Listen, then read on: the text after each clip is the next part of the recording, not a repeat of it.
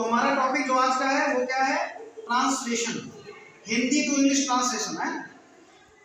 How to begin to translate Hindi sentences into English sentence, Hindi से English sentence बनाना, क्योंकि हमें bilingual होना पड़ेगा, द्विभाषीय हमें होना पड़ेगा। जब भी आप किसी चीज को कन्वर्ट करेंगे दूसरी लैंग्वेज में तो अपनी मातृभाषा मदर टंग को जाना जरूरी है ना। नहीं चीजों को कैसे समझेंगे, इसको क्या बोलते हैं उसको क्या बोलते हैं, तो उसके लिए बिगिनिंग करनी पड़ेगी। आज हम लोग शुरू कर रहे हैं, बहुत दिन से इंतजार कर रहे थे। चलिए पहले शुरुआत करते हैं हिंदी टू इंग्लिश ट्रांसलेशन का। ट्रांसलेट समझ रहे हैं ना, आप सब समझ रहे हैं, ट्रांसलेट के बिना कुछ नहीं कर सकते। इंग्लिश लर्निंग का सबसे अच्छा फंडा आपका है, बताऊं मैं आपको, जब तक ट्रांसलेट नहीं करेंगे चीज़ें आएंगी नहीं। और मैंने 10th और 12th में देखो बता दिया है लोगों को, ये जिसने पढ़ा होगा मालूम है ना। क्वेश्चन आंसर को मैंने क्या किया था, पूरा हिंदी में लिखा, बोर्ड पर हिंदी में लिखा, उसके बाद उसको इंग्लिश में ट्रांसलेट कर दिया। तो जहाँ जहाँ पर आपको पॉज लेना पड़ता है, जहाँ जहाँ पर आपको जो चीज़ों की ज़रूरत होती है सेंटेंस मेकिंग में, वो आपको क्लियर वहाँ पे पता लग जाता है ना जब सेंटेंस बनाते हैं। तो कंसंट्रेशन के लिए अगर आपको सीखना है और ध्यान केंद्रित करना है तो आपको चीज़ों को लिख करके उसके बाद उसको समझना जरूरी है। आप कभी भी गलत नहीं कर सकते। अगर सीखना तो उसको स्टार्टिंग में, एक बिगिनर के लिए बोल रहा हूँ मैं, जो स्टार्ट करता है सीखना इंग्लिश है ना, लिखना पढ़ना बोलना, तो आप वर्ब टू बी, तो वर्ब टू बी में टू बी देखिए 24 वर्ब्स होती हैं, 24 वर्ब्स, ध्यान दीजिएगा आप। 24 वर्ब्स में क्या होता है, ऑक्सिलरी में क्या होंगी, मॉडल ऑक्सिलरी अलग होती हैं, ठीक है। और ये क्या है, ये हेल्पिंग वर्ब जो बनती हैं आपकी, है ना, उन्हें हम लोग ऑक्सिलरी वर्ब बोलते हैं, ठीक। जो वर्ब सब्जेक्ट के साथ मिल करके टेंस बनाने में मदद करती हैं वो ऑक्सिलरी वर्ब बोली जाती हैं। तो 24 में क्या होता है कि 13 तो हमारी रह गई मॉडल ऑक्सिलरी, उसके बाद इसमें जो आता है 11 कौन सी हैं, do be have, do be have, do में क्या चलेगा, डू डिड डन, और बी में क्या होगा, is am are was were, और हैव में क्या होगा, हैज हैव हैड। आप काउंट कर लीजिए कितने हो गए, 11, do did done, has have had और is am are was were. पहले इस पर हम लोग अध्ययन करेंगे बेसिक ग्रामर में। अगर हमको सेंटेंस बनाना है, अगर हमें ट्रांसलेट सीखना है तो हमें वर्ब के बारे में अध्ययन करना बहुत ज़रूरी है, स्टडी करना बहुत ज़रूरी है। तो स्टार्टिंग में बेसिक हमारा कौन होता है, टू बी। ये आपको क्लास 6 से 4th स्टैंडर्ड से ही पढ़ाया जाता है। मैं राम हूँ, आई एम राम, एम आ गया, छोटे छोटे बच्चों को बहुत पसंद आता है, ये मेरी किताब है, दिस इज माई बुक। ऐसे सेंटेंस हम बनाते हैं, मेरा स्कूल है, दिस इज माई स्कूल। ऐसे सेंटेंस आपको पसंद आते कि नहीं आते, बहुत मज़ा आता है, कोई प्रेशर नहीं है, नॉर्मल है, ठीक है। तो सेंटेंस देखिए, सेंटेंस का क्लासिफिकेशन भी हुआ है, सेंटेंस कितने प्रकार के होते हैं, ठीक। हम अभी क्या सीखेंगे, सिंपल सेंटेंस बनाना सीखेंगे, सिंपल सेंटेंस। तो सिंपल सेंटेंस में 2 टाइप के हैं, एक तो है सब्जेक्ट वर्ब और ऑब्जेक्ट वाले, जिनमें सब्जेक्ट कोई काम करता है तो उसका असर किसी अन्य व्यक्ति या वस्तु पर पड़ता है, तो वो कर्म होता है, ऑब्जेक्ट होता है। वो हम किस में अध्ययन करते हैं, एक्शन वर्ब में। जब टेंस हम करते हैं प्रेजेंट पास्ट फ्यूचर, तब हम एक्शन वर्ब पढ़ते हैं, है ना, जिसकी 3 फॉर्म होती है, जैसे गो, वेंट, गॉन, ये हो गया, ठीक है। Do did done, write rode written, वो एक्शन वर्ब है, उसमें सब्जेक्ट होता है, फिर वो कोई काम करेगा। जैसे कि राम तुम्हें किताब देता है, तो कौन देता है, राम सब्जेक्ट हो गया, काम क्या उसका है, देना। अब ये किस टेंस में जाएगा, देता है यानी प्रेजेंट में है, देता था पास्ट में, देगा फ्यूचर में। तो इस वर्ब को, इस वर्ब को, आपके एक्शन वर्ब को देने का हम लोग 3 टेंस में स्टडी करते हैं, प्रेजेंट, पास्ट, फ्यूचर। तो वो हो गया हमारा टेंस वाला सेंटेंस, सिंपल टेंस में, समझ गए। अभी मौके पर हम क्या करने जा रहे हैं, हम वो सिंपल सेंटेंस बनाने जा रहे हैं जो हमारा बेस तैयार करता है, यानी सब्जेक्ट की दशा बताएगा कि सब्जेक्ट किस स्थिति में है। मैं बीमार हूँ, ठीक है, मैं अमीर हूँ, मैं गरीब हूँ, मैं थका हूँ, ये क्या बता रहा है, कंडीशन बता रहा है ना, दशा बता रहा है। तो सब्जेक्ट की दशा बताएगा या सब्जेक्ट का परिचय करवाएगा या उसकी क्वालिटी बताएगा किसी भी रूप में। जैसे कि राम एक विद्यार्थी है, चलिए, तो राम एक विद्यार्थी है तो क्या होगा, Ram is a student. Student कौन है, राम। राम कौन है, स्टूडेंट। तो राम का परिचय कौन करा रहा है, स्टूडेंट नाम का वर्ड करा रहा है। तो स्टूडेंट वर्ड राम का परिचय करा रहा है कि राम क्या है, स्टूडेंट है। तो स्टूडेंट कॉम्प्लीमेंट हो गया। यानी इस सेंटेंस में सीखेंगे सब्जेक्ट वर्ब कॉम्प्लीमेंट। ये जो सेंटेंस होगा सब्जेक्ट वर्ब कॉम्प्लीमेंट वाला सेंटेंस हमारा है, जिसमें सब्जेक्ट की विशेषता बताई जाती है या सब्जेक्ट का परिचय करवाया जाता है। ठीक है, तो उसमें कैसे हम देखेंगे, पहले देख लीजिए। सब्जेक्ट तो आपको मालूम है, सब्जेक्ट वही रहता, सेम रहता है, वही प्रोनाउन होंगे, तो I we you they, he she it. और नाम होगा या तो मेल फीमेल का नाम होगा, स्त्रीलिंग पुल्लिंग का, यही हमारे सब्जेक्ट हमेशा रहते हैं। सब्जेक्ट कभी नहीं बदलता, बदलती क्या है, वर्ब। टेंस के अनुसार और सब्जेक्ट के नंबर के अनुसार वर्ब बदलती है। ध्यान दीजिए। इज कहाँ लगेगा, देखिए प्रेजेंट में लगेगा, टू बी क्रिया में इज एम आर। इज कहाँ लगेगा, ही सी इट और नेम, इनके साथ लगता है प्रेजेंट में इज। आई के साथ लगता है एम, और वी यू दे, और जो बहुसंख्यावाची शब्द हैं, एक से ज्यादा कोई वस्तु हो जाती है तो आर। अब आप समझ गए, प्रेजेंट में 3 वर्ब हमारी लगेंगी, इज एम आर। और इसका पास्ट क्या होगा, इज एम दोनों का हो जाता है वाज। और आर, देखिए लास्ट में क्या लगा है, ए आर ई, तो इसमें लगा है आर ई। जिनके साथ आर ई लगा है वो कौन सी वर्ब है, आर। इसका पास्ट बनेगा W E R E, W E R E. इसमें भी आर ई है, इसमें भी आर ई है, आपको कंफ्यूजन नहीं होगा। यानी वाज और वर कहाँ लगता है, इज एम के साथ वाज लगता है, और वी यू दे, और इससे ज्यादा कोई वस्तु हो गई तो उसके साथ आर लगता है। तो इज एम के साथ वाज और आर के साथ ही वर लगेगा, ये ध्यान देना है। इज एम का पास्ट होता है वाज, आर का पास्ट होता है वर। तो प्रेजेंट और पास्ट में इस प्रकार हम सेंटेंस बनाएंगे। ठीक है, जिसको स्क्रीनशॉट लेना हो वो ले सकता है, ऑनलाइन जो लोग देख रहे हैं हमको। ठीक है, इसका क्लोज जो है कर देते हैं और उसका स्क्रीनशॉट आप ले सकते हैं। ये आपके पास रहेगा तो हमेशा आपके ध्यान में रहेगा। बाकी चलिए हम क्या करते हैं, सेंटेंस मेकिंग सीखते हैं। ठीक है, सेंटेंस कैसे बनता है। So our topic is ready, here we go. ठीक है, देखिए सिंपल सेंटेंस में पहला रूल बताने जा रहा हूं। जब आप ट्रांसलेट करते हैं, जब आप हिंदी से इंग्लिश में ट्रांसलेशन करते हैं, तो पहला यही पढ़ना चाहिए। जितने लोग दावा करते हैं मैं 15 दिन में सिखा दूंगा, 1 दिन में इंग्लिश सीख जाओ, कुछ नहीं, बकवास है। क्योंकि हम अंग्रेजी भाषा सीख रहे हैं, किसी लैंग्वेज को आप इतनी जल्दी नहीं सीख सकते हैं। उसको सीखने के लिए आपको मेहनत करना पड़ेगा, आपको पूरा डेडिकेट होना पड़ेगा। समझ लीजिए, आप सीख सकते हैं लेकिन 10, 15, 20 दिन का खेल नहीं है।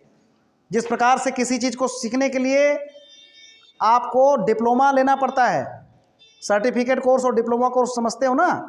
सर्टिफिकेट कोर्स क्या होता है, जो शॉर्ट टर्म का होता है, 3 महीने का, 6 महीने का, वो इतना केवल दे सकता है, आपको लाइसेंस दे सकता है कि आप इस चीज़ को जानते हैं, है ना। ये समझ लो कि जैसे किताब में पढ़कर कोई ड्राइविंग नहीं सीख सकता। अगर आपको कार ड्राइविंग सीखनी है तो क्या करना पड़ेगा, क्या बुक में पढ़कर आप ड्राइविंग करोगे, नहीं, आपको गाड़ी चलाना सीखना पड़ेगा, प्रैक्टिकल करना पड़ेगा।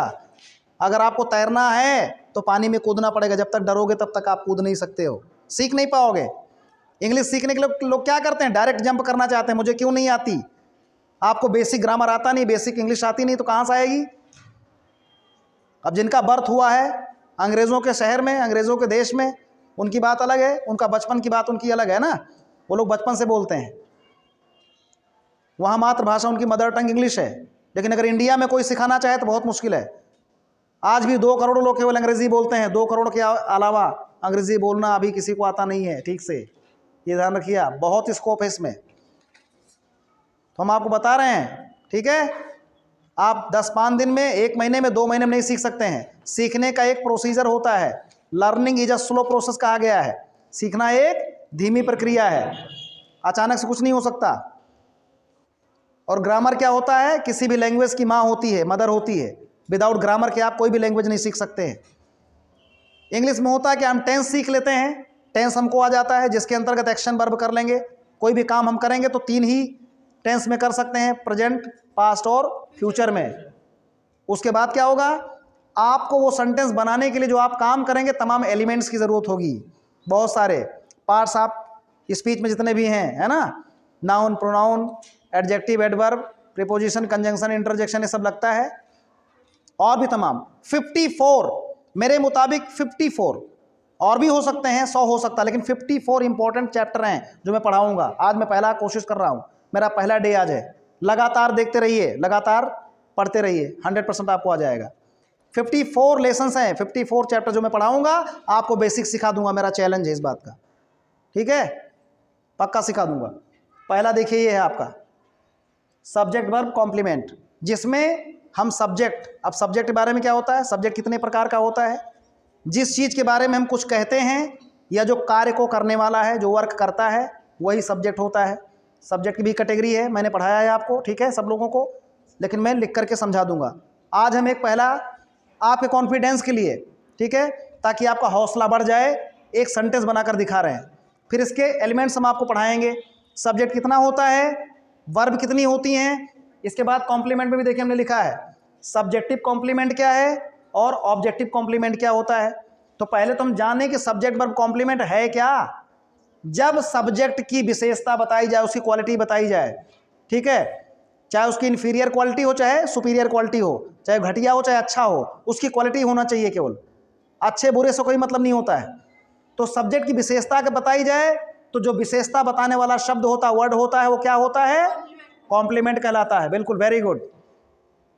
जैसे मैंने लिखा ही इज अ डॉक्टर, वह डॉक्टर है। अब ध्यान दीजिए, मैंने लिखा वो एक डॉक्टर है। आप इसे अगर नंबर में काउंट करेंगे वो एक डॉक्टर है तो ठीक है, उसका भी मतलब है ए डॉक्टर, नहीं तो ए का कोई मतलब नहीं होता। हम लोग ये अपने आप से लगा देते हैं। इंग्लिश में क्यों लगाते हैं, रीजन बता रहा हूं। इंग्लिश में ए एन दी आपने आर्टिकल पढ़ा है, तो ए एन तो पता है कहाँ लगता है, एन कब लगता है, वॉवेल साउंड से शुरू होने वाले शब्दों के पहले लगता है, जिनका उच्चारण वॉवेल से होना चाहिए, ध्वनि से होना चाहिए, है ना। आ ई उ ए आए ओ आओ, उनके पहले एन लगेगा। और ए कॉन्सोनेंट वाले वर्ड्स जो शुरू होते नहीं है, जिनका पहला लेटर कॉन्सोनेंट होता, उनमें होता है, हम लगाते हैं ए। तो अपना वॉवेल और कॉन्सोनेंट का चक्कर है। मैं आपको नॉर्मली बता देता हूं, ए एन जो होता है इंग्लिश में, उसका मतलब होता है कोई एक, कोई एक जिसे आप नहीं जानते हैं। You are not familiar with that thing you are talking about, ठीक है, आप उस चीज से परिचित नहीं जिसके बारे में आप बात कर रहे हैं। ए एन का प्रयोग वहां होगा। आई सा ए बर्ड, इसका मतलब है मैंने एक चिड़िया देखा, मतलब मैंने कोई एक चिड़िया देखा, कोई पार्टिकुलर चिड़िया मैंने नहीं देखी। अगर आपने बताया आई सा द बर्ड, जहां आपने दी लगा दिया, तो इसका मतलब उस चीज से आप परिचित हैं, या उसको आप प्रेशर दे करके बताना चाहते हैं, दबाव डालकर उसके बारे में आप बात करना चाहते हैं, उसको डिटेल में बताना चाहते हैं, तब दी लगाएंगे आप। तो ये जो मैंने ए लगाया है, इसका मतलब कि वह डॉक्टर है। एक डॉक्टर के लिए मैंने ए नहीं लगाया है। ए का मतलब कोई एक, मतलब कॉमन है, वो भी जैसे सारे डॉक्टर हैं, वो भी कोई एक डॉक्टर है उनमें से, वो स्पेशल डॉक्टर नहीं है। अगर पार्टिकुलर स्पेसिफिक कोई डॉक्टर होता है यहाँ पे, तो मैं यहाँ पर दी लगाता, ही इज द डॉक्टर। और जैसे ही मैं ही इज द डॉक्टर कहता, तुरंत उसके बारे में डिटेल मुझे आगे बताना पड़ जाता। आप हमेशा ध्यान दो, जिस चीज से हम परिचित होते हैं उसमें दी लगाते हैं, या जिसके बारे में डिटेल में हम कुछ बताना आगे चाहते हैं उसमें ही दी का प्रयोग करते हैं। नहीं तो ए एन का मतलब होता कोई एक। मान लो कोई आदमी आया, डॉक्टर साहब से शाम को मिला, डॉक्टर साहब की दुकान बंद होने वाली है, उसने सेब रखा, खाया, डॉक्टर भी वही खाया और मरीज भी वही खाया। मरीज का पेट खराब हुआ, सुबह डॉक्टर से मिलने आया, बोला साहब मुझे पेट में प्रॉब्लम है। उसने बोला क्या खाया, तो क्या बोलेगा, वो क्या बोलेगा, आई एट एन एप्पल की I ate the apple, I ate the apple, मैंने मतलब मैंने वही सेब खाया, द एप्पल मैंने सेब, वो सेब, खास सेब, एक विशेष सेब खाया। अगर वो बोलता कि आई एट एन एप्पल, मैंने कोई सेब खाया, तो समझ ना पाता, उसका मतलब मैंने वही सेब खाया जो आपने शाम को मेरे साथ बैठकर कल खाया था। ये होता है बताना। आई मेट ए मैन, मैं एक आदमी से मिला, मतलब कोई एक आदमी से मिला, उसको मैं नहीं जानता हूँ। और आई मेट द मैन, इसका मतलब मैं एक विशेष आदमी से मिला। अब वो विशेष आदमी कुछ भी हो सकता है, किसी भी क्षेत्र का, किसी फील्ड का हो सकता है। आप समझ रहे हैं, ये होता है ए एन और दी में प्रयोग, जिसको लोग डिफाइन नहीं करते ज़्यादातर, इसीलिए नहीं आता इंग्लिश। इंग्लिश में ना आने की प्रॉब्लम ये, इंग्लिश अंग्रेजी जो लोगों को सही नहीं आती है, क्योंकि ठीक से डिस्क्राइब नहीं किया जाता है। ये एक लैंग्वेज है, समझ गए। जो बुक में आप पढ़ते हैं स्कूल में, वो समझ लो कि कुएं का पानी है, वो इंग्लिश जो है कुएं में जितना पानी होता है लिमिटेड, उतनी इंग्लिश है। और ये जो लैंग्वेज हम लोग सिखा रहे हैं स्पोकन इंग्लिश, ये समंदर जितना पानी होता है इतना, बहुत विस्तार है, चाहे जितना आप तैरते जाइए, इसमें आपको बहुत वाइड नॉलेज मिलेगा, एक एक बारीक चीज़ें। चलिए, तो जब सब्जेक्ट का परिचय कराया जाए तो उसका परिचय कराने वाला जो शब्द होता है वो कॉम्प्लीमेंट होता है सब्जेक्ट के लिए, ठीक है। तो उसको बोलते हैं सब्जेक्टिव कॉम्प्लीमेंट। जैसे ही इज अ डॉक्टर, वो डॉक्टर है, तो डॉक्टर कौन है? वह कौन है? डॉक्टर। तो डॉक्टर शब्द जो है वो किसका परिचय करा है? ही का। ही जो है उसका परिचय कौन शब्द करा रहा है? डॉक्टर। क्योंकि ही की पहचान क्या है? डॉक्टर। तो जो शब्द हमारी पहचान कराता है, हमारे सब्जेक्ट की पहचान कराता है, वो शब्द हमारे लिए क्या होता है? कॉम्प्लीमेंट। कॉम्प्लीमेंट माने इंग्लिश में वैसे भी होता है सम्मान, सम्मान देना, ये हो गया कॉम्प्लीमेंट। तो इसको हम बोलते हैं सब्जेक्टिव कॉम्प्लीमेंट। ये देखिए, ये हो गया सब्जेक्टिव कॉम्प्लीमेंट, यानी ही की विशेषता बता रहा है या डॉक्टर। इस तरह बहुत सेंटेंस बना सकते हैं। दिस इज माई स्कूल, ये मेरा स्कूल है। अब दिस क्या हो गया? सब्जेक्ट। अब दिस के बारे में बात करें ना, this is my school. Ram is I student, Ram एक विद्यार्थी, विद्यार्थी कौन है? राम। इस तरह के सेंटेंस हम लोग बहुत बचपन में बनाते हैं, छोटे छोटे जब बच्चे रहते हैं बहुत बनवाया जाता है उस सेंटेंस, है ना। You are a nurse, he is a farmer, I am a teacher. आपकी पहचान है ना वो शब्द, तो वो कॉम्प्लीमेंट में आता है। अब नीचे देखिए, सब्जेक्ट, वर्ब, ऑब्जेक्ट और कॉम्प्लीमेंट। अब ऑब्जेक्ट का जो विशेषता बताता है वो होता है आपका ऑब्जेक्टिव कॉम्प्लीमेंट। ये सब्जेक्ट की विशेषता नहीं बता रहा। जैसे कि आई मेड हिम, मैंने उसे बनाया। क्या बनाया? और doctor. I made him a doctor. यहाँ पर था ही इज ए डॉक्टर, वो डॉक्टर है। अब यहाँ पर I made him a doctor, तो ए डॉक्टर किसकी विशेषता है? हिम की, ऑब्जेक्ट की विशेषता है, ठीक है। ऑब्जेक्ट कौन होता है आपको पता है? ऑब्जेक्ट दो होते हैं, एक इनडायरेक्ट ऑब्जेक्ट, दूसरा डायरेक्ट ऑब्जेक्ट। इनडायरेक्ट ऑब्जेक्ट माने व्यक्ति सूचक और डायरेक्ट माने वस्तु सूचक। जैसे कि मैं आपको एक कलम देता हूं, यानी मैं आपको एक पेन देता हूं, तो सब्जेक्ट हो गया आई, मैं देता हूं हो गया गिव, आई गिव। अब किसे देता हूं? आपको, तो यू पहले लिखा जाएगा। जैसे यहां हिम लिखा गया, आई मेड हिम, मैंने किसे बनाया? उसे बनाया। तो इनडायरेक्ट ऑब्जेक्ट पहले लिखा जाना चाहिए, रूल है, ठीक है। आई गिव यू क्या? ए पेन। अब वस्तु को पीछे लिखिए, पहले व्यक्ति लिखिए आप। सब्जेक्ट के द्वारा किए गए कार्य का जिस पर असर पड़ता है वही होता है ऑब्जेक्ट। दूसरे शब्दों में बता रहा हूं, सब्जेक्ट के द्वारा किए गए कार्य का जिस पर फल पड़ता है या सब्जेक्ट के द्वारा किए गए कार्य का जिस पर प्रभाव पड़ता है वही होता है कर्म। ऑब्जेक्ट इसे बोलते हैं हम लोग, ठीक है। ऑब्जेक्ट वही होता है। जैसे कि मैं तुम्हें कलम देता हूं, तो मैं किसे मैं देता हूं, मेरे द्वारा देने का असर किस पर पड़ा? तुम्हें। तो तुम्हें शब्द क्या हो गया? ऑब्जेक्ट। आई गिव यू, फिर मैं क्या देता हूं? आ पेन। तो यू और आ पेन क्या हो गया? ऑब्जेक्ट हो गया। क्लियर हो गया? सब्जेक्ट के द्वारा जो कार्य किया जाता है उसका जिस पर असर पड़ता है वही होता है ऑब्जेक्ट। चाहे ऑब्जेक्ट दो होते हैं, व्यक्ति सूचक और वस्तु सूचक। यानी हम जो कोई काम करेंगे उसका असर व्यक्ति पर पड़ेगा तो वो ऑब्जेक्ट लिखा जाएगा, और वस्तु पर पड़ेगा तो बाद में लिखा जाएगा। अगर इसको अदला बदली करना चाहते, रिप्लेस करना चाहते हैं, तो इनडायरेक्ट ऑब्जेक्ट बाद में जाएगा, तो उसमें टू या फॉर का प्रयोग होगा। जैसे कि happy birthday to you, last में गया।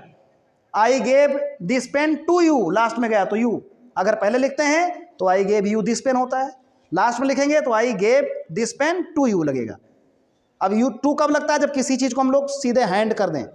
जैसे मैं आपको कलम देता हूं, I give you a pen, ये लीजिए, सामने दे दूंगा।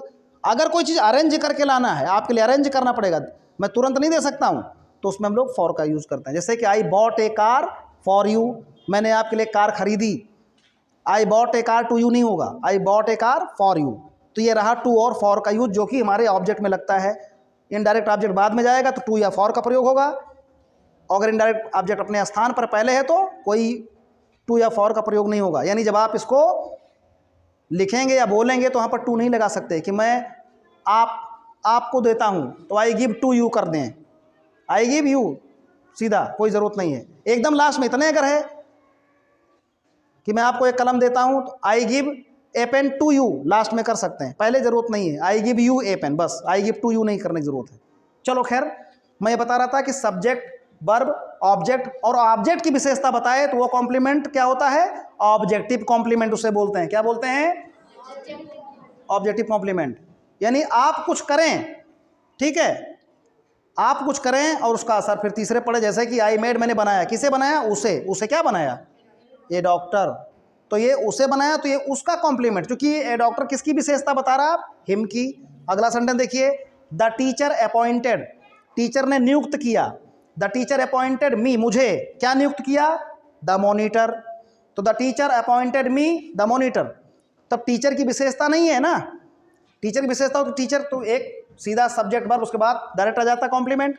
अब यहाँ पर सब्जेक्ट वर्ब, उसके बाद ऑब्जेक्ट आया हुआ है, यानी टीचर ने जिसे आमंत्रित किया वो लिखा जाएगा। द टीचर अपॉइंटेड, तो किसे अपॉइंटेड किया, मी माने मुझे, ये क्या हो गया, ये ऑब्जेक्ट है, ये कॉम्प्लीमेंट नहीं है। समझ में आया?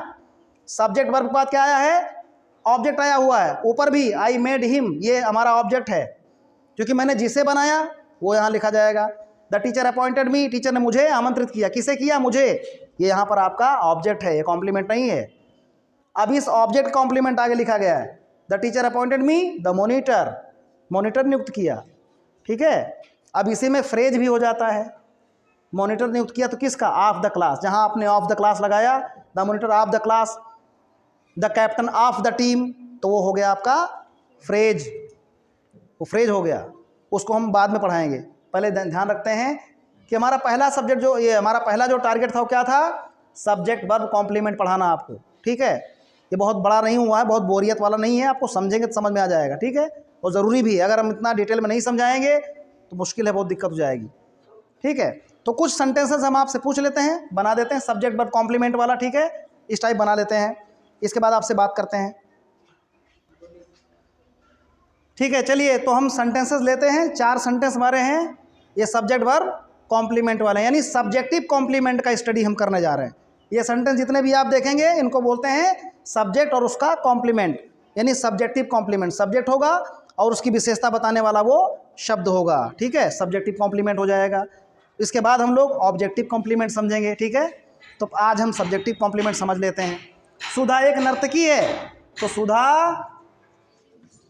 सुधा, फिर उसके बाद सब्जेक्ट बाद क्या आता है, वर्ब, और वर्ब आएगी तो मैंने आप बताया था वर्ब हमेशा आती है तो अपने सब्जेक्ट के नंबर के अनुसार और टेंस के अनुसार आती है। तो सब्जेक्ट का नंबर क्या है, सब्जेक्ट क्या है, सुधा, उसका नंबर क्या है, सिंगुलर नंबर, एक वचन, क्या है, सिंगुलर नंबर, एक वचन। तो सिंगुलर नंबर साथ में सिंगुलर नंबर की सब्जेक्ट आएगी, सुधा is, Sudha is.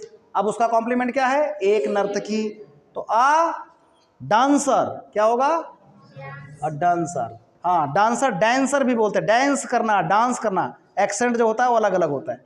Sudha is a dancer, I am a disco dancer. ठीक है, सुधा इज अ डांसर, ये हो गया। अब इसी में आप 4 वाक्य बनाते हैं, सुधा इज नॉट अ डांसर। फिर क्या वाला होता है कंफर्म करने के लिए, is Sudha a doctor, is Sudha not a doctor. Clear, समझ लो कि इसके भी चार बनेंगे, यानी 4 सेंटेंसेस के बनेंगे, affirmative, negative, interrogative, interrogative and negative. आप लोग जानते होंगे इसको। चलिए अगला सेंटेंस हमारा, ध्यान दीजिए, बात नहीं करेंगे। राधा एक अच्छी लड़की है, राधा, फिर होगा इज अ गुड गर्ल। अब गर्ल की, गर्ल क्या है, नाउन है ना, नाउन है, कॉमन नाउन, इसके पहले आ गया गुड, तो उसकी विशेषता बता रहा है। एडजेक्टिव पहले भी लगता है पीछे भी लगता है, पहले वाले क्या बोलते हैं, एट्रीब्यूटिव, और दूसरे वाले को प्रेडिकेटिव, यही तो है, एट्रीब्यूटिव। तो Radha, Radha is a good girl, यानी हमको लिखना है केवल कि Radha is a girl, Radha एक लड़की है, तो हमारा कॉम्प्लीमेंट क्या है, गर्ल। लेकिन चूंकि उसका एडजेक्टिव भी आया हुआ है इसके साथ में, तो क्या करेंगे, सब्जेक्ट वर्ब, उसके बाद ऑब्जेक्ट, नहीं sorry, complement, subject verb complement, तो ये पूरा एक साथ लिखा जाएगा, आ गुड गर्ल। ठीक, ये हो गया कॉम्प्लीमेंट। अब कौन सा कॉम्प्लीमेंट है, सब्जेक्टिव कॉम्प्लीमेंट है। अगला देखिए, मैं एक अध्यापक हूं, क्या होगा, आई, आई के अनुसार क्या होगा, am, I am a teacher, I am a teacher. ठीक है, तो सब्जेक्ट हो गया आई, प्रोनाउन है, फिर वर्ब हमारी हो गई आई एम, और अध्यापक का अ teacher, I am a teacher, मैं एक अध्यापक हूं। अगला देखिए बचा हुआ है, तुम बहुत बहादुर हो। तो हम लोग बहुत बोलते हैं लेकिन लिखते हिंदी में बहुत, बहुत, बहुत बोलने में आता है, यू, यू के बाद में आर, यू आर, फिर बहादुर, लेकिन बहादुर की विशेषता क्या है, इसकी भी विशेषता है ना, इसकी एडजेक्टिव क्या है, इसके पहले आया है वेरी, यू आर वेरी, उसके बाद में brave, you are very brave, आप बहुत बहादुर हैं। तो सब्जेक्ट हुआ हमारा लिंकिंग वर्ब, इसको हम लोग लिंकिंग वर्ब भी बोलते हैं, ध्यान रखो। जो हमारी टू बी क्रिया है उसको क्या बोलते हैं? लिंकिंग वर्ब, क्योंकि ये एक नाउन प्रोनाउन को दूसरे नाउन प्रोनाउन से लिंक करती है, जोड़ती है। तो टू बी क्रिया को हम लोग बोलते हैं लिंकिंग वर्ब, ठीक है। चलो, you are very brave, are verb हो गया, वेरी ब्रेव हमारा कॉम्प्लीमेंट हो गया। अब अगला नेक्स्ट हम पढ़ेंगे सब्जेक्ट वर्ब और ऑब्जेक्ट, फिर ऑब्जेक्ट का कॉम्प्लीमेंट, ठीक है। नेक्स्ट पार्ट 2 में टॉपिक हमारा क्या है? ये ट्रांसलेशन, ट्रांसलेशन पार्ट 1, फिर ट्रांसलेशन पार्ट 2, ऐसे ही 54 चैप्टर में सिखाऊंगा, ठीक है। बराबर बेसिक का आपको नॉलेज हो जाएगा, आप सेंटेंस बनाना पूरी तरह सीख जाएंगे, चाहे जिस तरह का सेंटेंस होगा आप बना लेंगे 100%, ठीक। इसके बाद हम पढ़ाएंगे एडवांस लेवल की इंग्लिश आपको, यानी बेसिक इंग्लिश, उसके बाद एडवांस इंग्लिश, इनसे गुजरना पड़ेगा। एडवांस इंग्लिश में ही आप इंग्लिश स्पीकिंग कर पाएंगे। ये बोलो कि किसी को कुछ नहीं आता या बेसिक नॉलेज भी नहीं तो डायरेक्ट शुरू कर देगा तो मुश्किल हो जाएगा, है ना। ठीक है, नो प्रॉब्लम।